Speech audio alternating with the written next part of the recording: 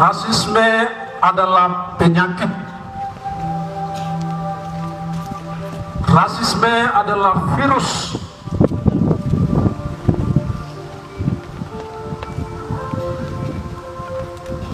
Rasisme pertama kali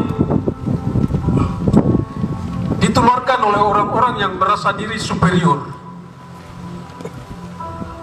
merasa bahwa ras lain lebih rendah daripada rasnya, merasa bahwa ras yang lain lebih primitif, terbelakang dari yang lainnya. Dan ingat rakyat Papua, kawan-kawan mahasiswa yang hadir hari ini, karena rasisme itu adalah virus, rasisme itu adalah sakit, bahkan pasiennya sangat susah untuk mendeteksi sakit yang disebut dengan rasisme. Rasisme didukung oleh ilmuwan, pertama kali di Eropa, di Amerika, dibenarkan oleh ilmuwan.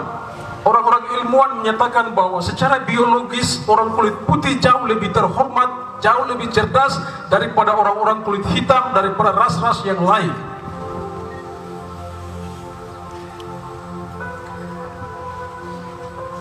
Penelitian ilmiah itulah yang menjadi pembenaran bagi kolonialisme, menjadi pembenaran bagi imperialisme untuk menguasai benua Afrika, untuk menguasai Asia, untuk menguasai Pasifik.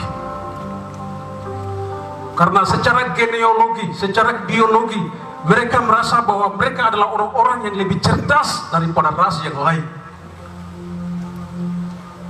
Sehingga muncullah prasangka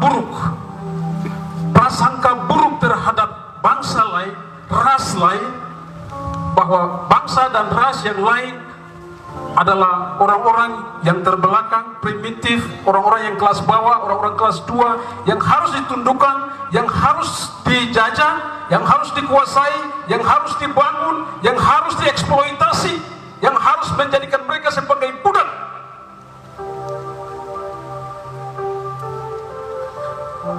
Kembali lagi, karena rasisme itu adalah sebuah virus, dia penyakit.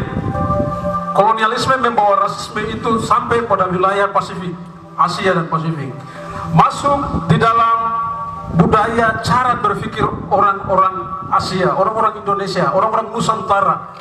Anda bayangkan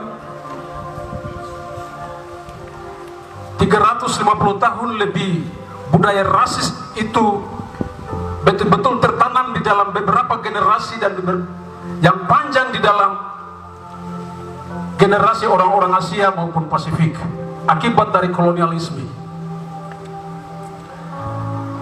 Dan karena dia virus, rasisme itu dari pelaku ditularkan kepada korban.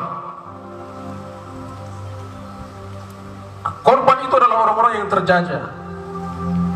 Ketika Indonesia merdeka, Indonesia berhasil mengusir kolonialisme keluar, tetapi dia tidak berhasil mengeluarkan rasisme yang ditanamkan oleh budaya Eropa terhadap orang-orang Nusantara. Karena dia virus tadi, karena dia virus, dia menjadi budaya orang-orang Indonesia, menjadi inlander, orang-orang yang terjajah merasa bahwa mereka adalah orang-orang yang rendah harkat dan martabatnya.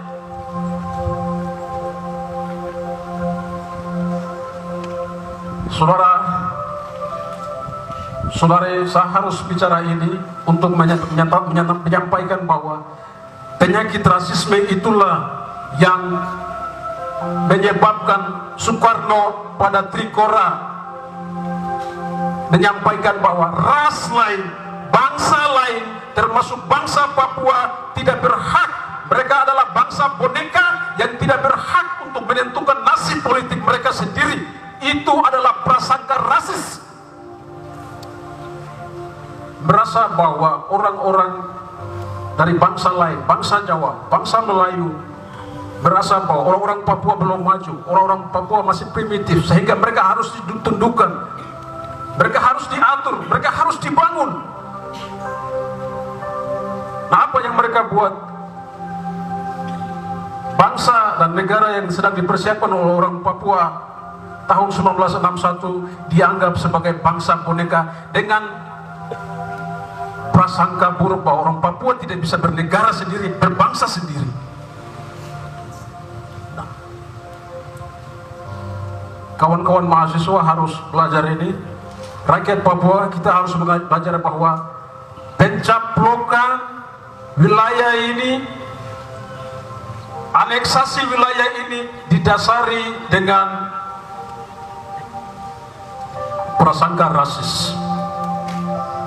1962 New York Agreement, 1967 kesepakatan antara Indonesia dan Amerika Serikat dalam kontrak karya Freeport, PPRA 69 tidak melibatkan satupun orang Papua karena dianggap bahwa orang Papua adalah orang yang primitif, orang Papua tidak berhak untuk menentukan nasib politiknya sendiri, orang Papua perlu diatur sehingga semua perjanjian diatur berdasarkan kesepakatan sepihak antara orang-orang yang merasa diri superior antara Amerika Serikat, Belanda dan Indonesia tanpa memperhitungkan rakyat Papua sebagai selaku pemilik sah bangsa dan tanah air ini untuk menentukan nasib politiknya sendiri. Itu adalah rasis